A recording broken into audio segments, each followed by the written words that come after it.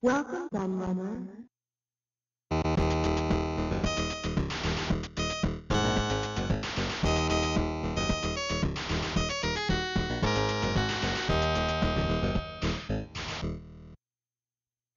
Hello everybody, Q&A the Laird here, and I'm back with a returning video, a sequel of some sort to one I previously did, or a follow-up should I say.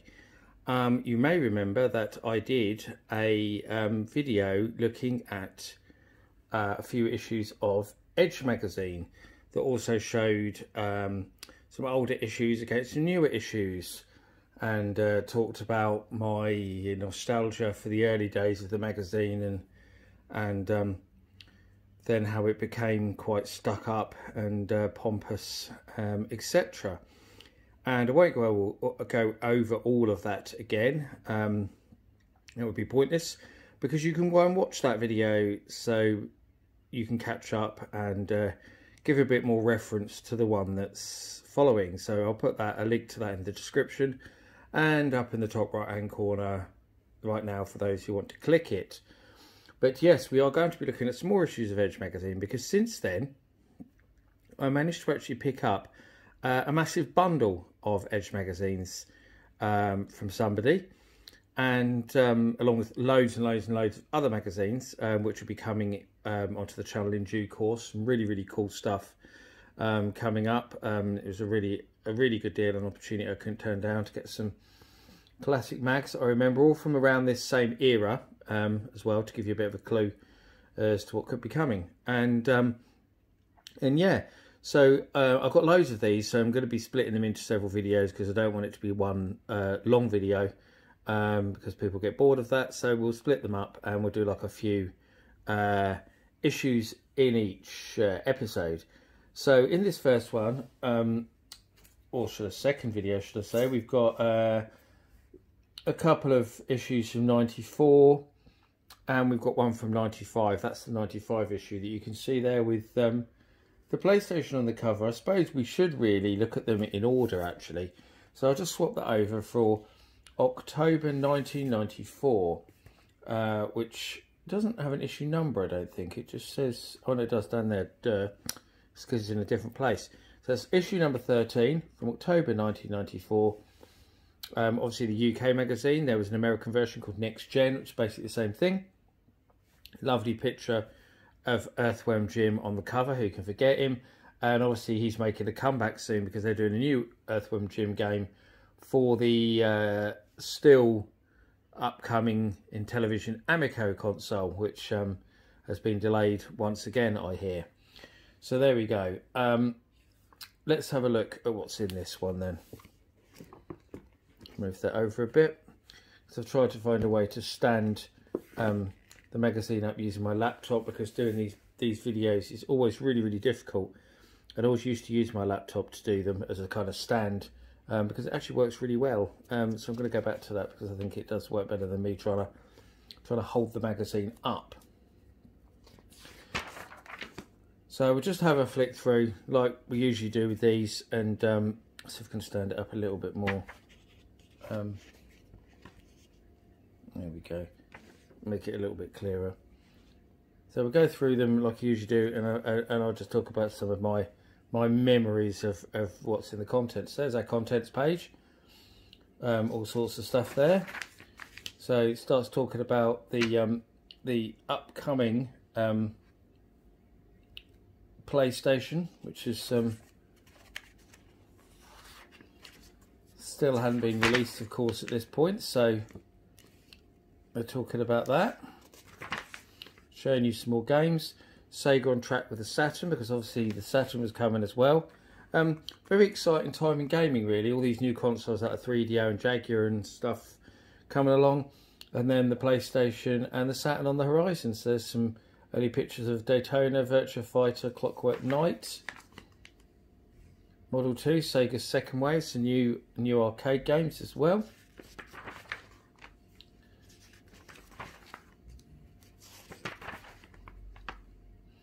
About Namco, Future Entertainment Show.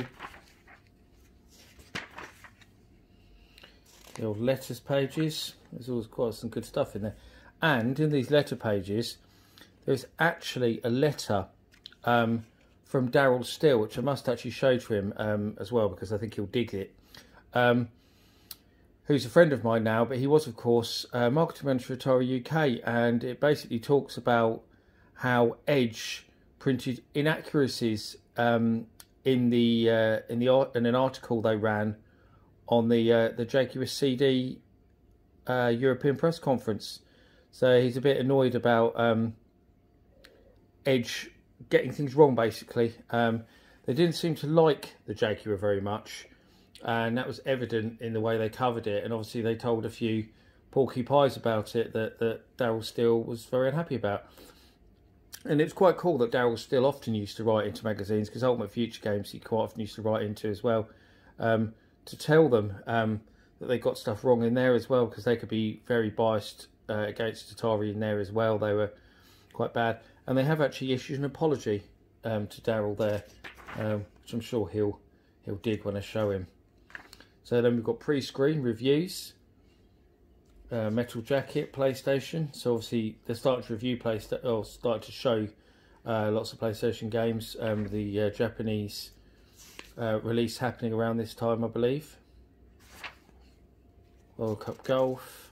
Quite liked World Cup Golf actually. I've got it on CDI and on Saturn. PGO Golf 486, a PC one. The Need for Speed on the 3DO.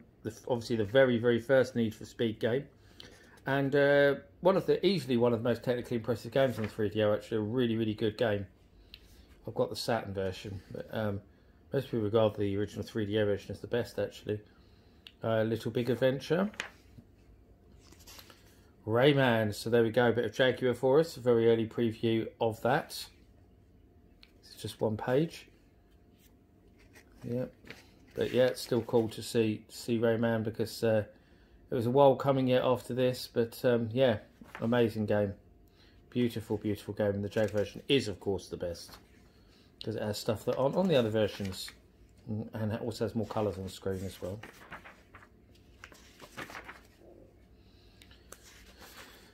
Advert for good old HMV. Test screen. So we've got some reviews. So there's Road Rash, another 3DO game that was definitely very impressive from those early days. And they gave it 9 out of 10. So yeah, very well deserved that, because it was a great game.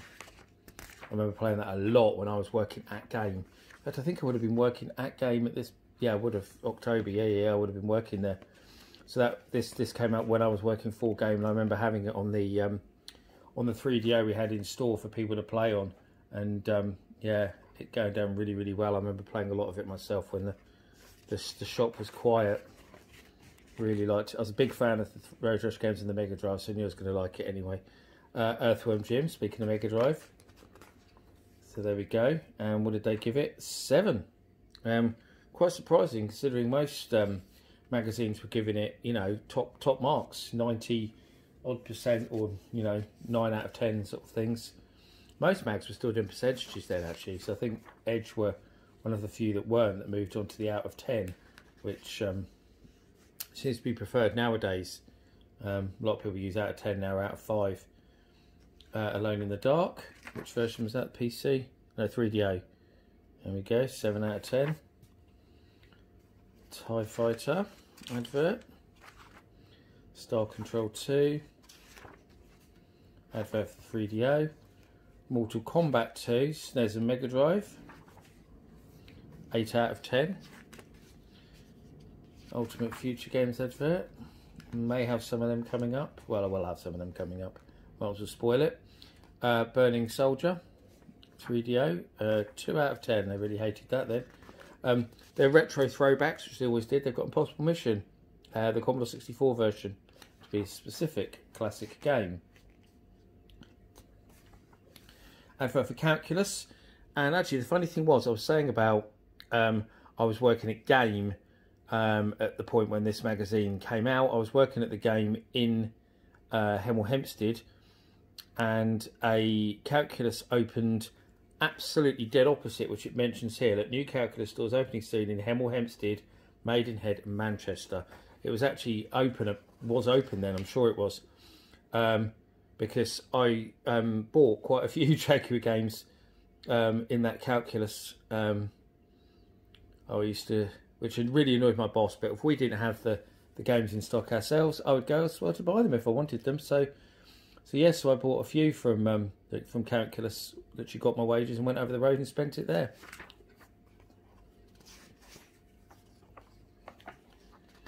Charts, so what we got? Oh, it's interesting, they've got a CDI chart with 7th guest at number 1, Striker at number 2, Caesar's World of Boxing. Interesting. Yeah, really interesting to see a CDI chart. A CD32 chart, a Mega CD chart, not ones you see all the time. Arcade with Daytona, top, unsurprisingly. Adverts there. Want to go and work for Sega Europe? There you go. Game Tech, another Sega one. Go and work for Rare. A lot of people like that, I think. And that's pretty much it. Our interview with Shiny, so with Dave Perry. Very cool. Edge always did good interviews. It's one thing they always got right. And the Q&A thing at the back where you could ask for technical advice on things. My laptop seems to turn itself on. Just turn it off again. And there you've got a horrible reflection of me. I do apologise for that. So now we've moved on to we've got, no, that's the wrong one. God, not doing well here. Right, so there we go. November 94 is up next. Issue 14. And talking about French video games is the cover theme, so to speak. One for Guru Larry here, because this one has an interview with Peter Molyneux in it. So I'll have to pass it on to Larry. I'm sure he'll be really happy to see that. So talk about the European trade show. A little bit more about 3DO, Sony, Neo Geo coming out on the market. Neo Geo CD, sorry, to be specific. Launching. Sony set for launch. Sony PlayStation. Saturn counting on big name games. Bally midway to make games with Sony. I don't think that really came to much. Ended up doing stuff with Nintendo really, more than anything. 3DO on PC. Other bits and pieces. There's our letters.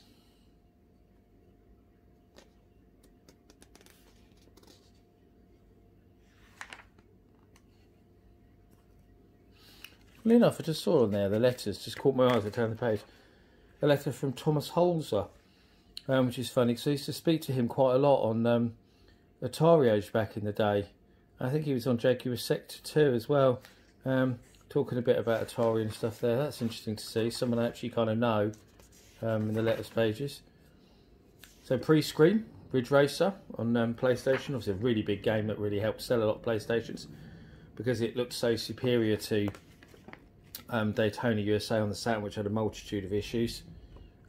Magic Carpet, PC version. Burn Cycle, CDI, probably one of the biggest and most well-known CDI games. It's originally exclusive. I think it did come out on PC as well. But Gex, 3DO, Striker 3DO. That was meant to come to Jaguar as well. I was gutted it never came out because I loved Striker on the ST. Apparently the Jaguar version got quite far as well. I chatted with some of the people who worked on it, and they said it was near finished, but they don't know what happened to it. Great shame. Clockwork Knight on the Saturn, and Panzer Dragoon on the Saturn. Amazing game. Tama, Sega Saturn. Don't even remember that at all. Virtua Fighter, Saturn, so lots of Saturn in this one on the previews. A bit about LucasArts. Know what they're doing. Here's our article on French games.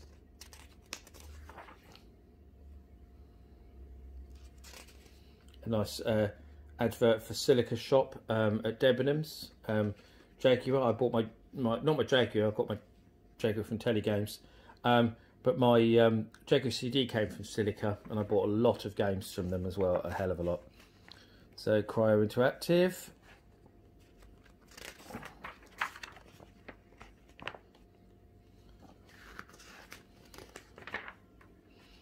Infogrames. Of course, Infogrames still exist as Atari, because they bought Atari and use that name now. That same advert again for Calculus.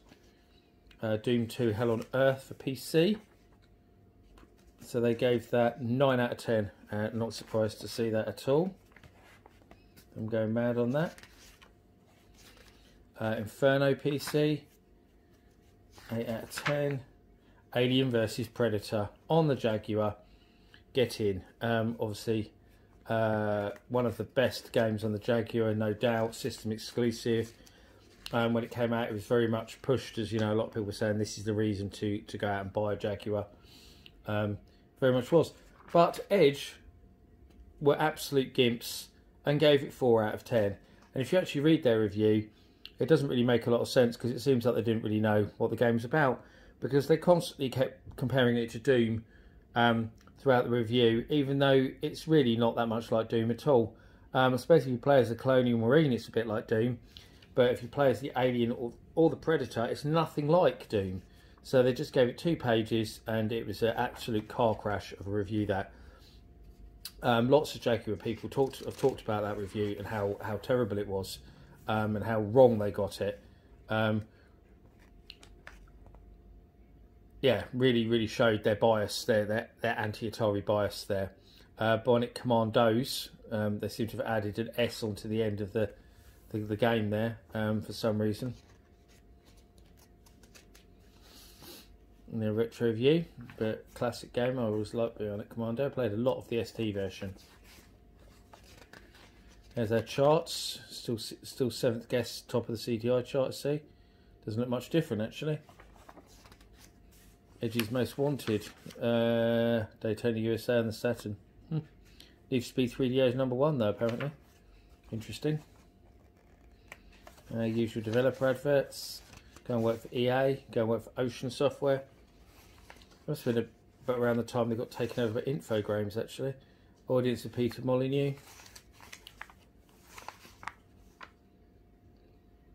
Oh, advert for Daniels of Windsor. Now that was an amazing shop, especially for Atari stuff. Really good. Oh, what a great store. Forgot about that place. Really good. Ordered a lot of stuff from them on mail order as well. Used to advertise a lot in magazines at the time. And another one. Get that one out of the way. And we'll go back to that issue we started with there. Issue 17 from February 1995. There we go, with the PlayStation on the cover. And Edge went nuts over the PlayStation and continued to be like the biggest PlayStation fanboys forever, really. They were the same with the PS2. They never stopped going on about PS2 either. They were obsessed by it.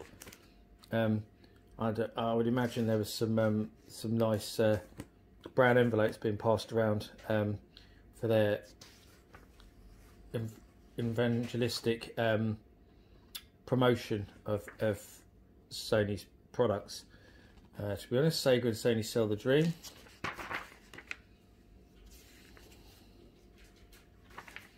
Got that sound as well.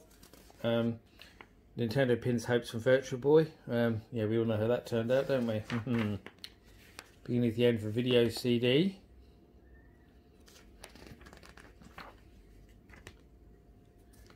London Graphics Show. Hard times for Sega and Nintendo. So, but Sega's still on top in the Japan arcades, but hard times for them. Interesting to have those articles side by side. Make your mind up, really.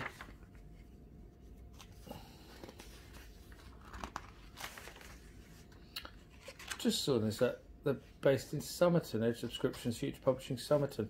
I know Future were based in Bath, but I didn't know about the connection to Somerton. I used to live very close to Somerton, so that's interesting for me.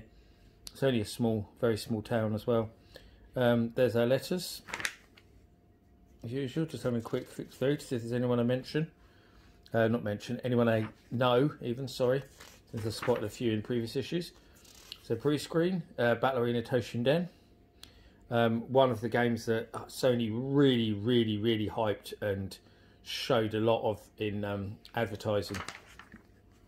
It was a big game for them with the launch of the PlayStation. It was going up against Virtua Fighter, and it made Virtua Fighter look primitive because obviously that was all texture mapped, whereas Virtua Fighter wasn't. Moto 2 Grand Prix, another PlayStation game there. That certainly wasn't a big game for them. Iron Assault PC, cashing on that whole craze for mech games that happened around that time. Boxers Road, PlayStation. Dark Forces on the PC. Talking about the legendary Hudson Soft, who of course eventually got taken over by Konami, so don't really exist anymore, but Konami now milk the Bomberman franchise on their behalf. Talking about the Laser Active there. PlayStation. So they went to town on the PlayStation here. You can see how much space they gave it. Absolutely loads. Tells you a lot, doesn't it? Advert for the Neo Geo CD. Didn't see many of them. My brother's got a Neo Geo CD and they're awesome. I love the look of them as well. They're a cool looking console. Test screen. So there we've got Ridge Racer. We had a preview in the previous issue. Now we've got a review. And they went 9 out of 10. Not really a surprise there. And then Virtua Fighter on the Saturn, which also got a 9 out of 10.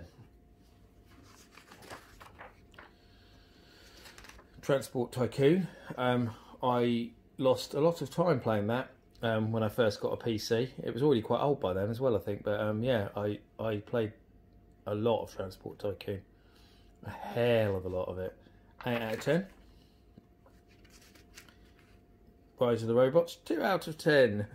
Unsurprisingly, because it was an absolute car crash, especially after all the hype that they gave it. King of Fighters 94, Neo Geo CD, 8 out of 10. Creature Shock PC. I was interested to see this because it was announced as it was going to be one of the Jaguar CD launch games. It wasn't, never even came out, but it was meant to be a Jaguar CD launch game, and it was on the Jaguar CD box as well. They gave it 6 out of 10. I do have the CDI version. I quite like it. Super Street Fighter 2 X, 8 out of 10. That's the 3DO one. I remember playing quite a bit of that when we had it on the store display. When I went to Game, Samurai Showdown, 3DO version, 7 out of 10. I played more of that. When we had that on the 3DO in the store, I played loads of Samurai Showdown. I loved that game. I like that big guy there. I remember playing as him. Lords of Midnight on their retro throwback, classic Spectrum game, of course. Adverts people can go and work for, like Rage Software, who did Power Drive Rally and Striker and stuff like that. Iguana. Little thing, another advert for Rareware. They're obviously expanding at that point. And then this is one of the most interesting things for me, was an interview with Attention to Detail, who of course did Cybermorph for the Jaguar, probably most famously. Worked on the Conix multi-system before that, did Battlemorph on the Jaguar, Blue Lightning on the Jaguar. So yeah, really fascinating, really good interview. And they were talking about 3DO and how they prefer Jaguar to 3DO. Very interesting. That's the lot. There's a bit there about issue 18 being Atari. I need to get that issue. I'm not sure if I got it or not. I'll have to check through the poll that I've got, because I've got loads more of them to do. So that's it. You can see some of them in the background actually, because I've if I put that down a minute, you can see. Yeah, that's more of the issues that I've got upcoming as a little teaser. But yeah, that's 3 more issues of Edge magazine. I've got more to come, but I'll split them up with some of the other magazines I've got to look at, so you don't get bored of me talking about Edge. Yeah, always nice to see. Plenty of nostalgia there, because I used to read Edge back in the day when I had my Jaguar, as well as, you know, lots of other magazines at the time, like Ultimate Future Games and CVG. They were probably 3 of the main ones that I used to look at for Jaguar coverage. Very cool to see. I hope you enjoyed my nostalgic look back at Edge magazine, and I've been the Laird, and I'll see you all again for another video very soon. Bye bye.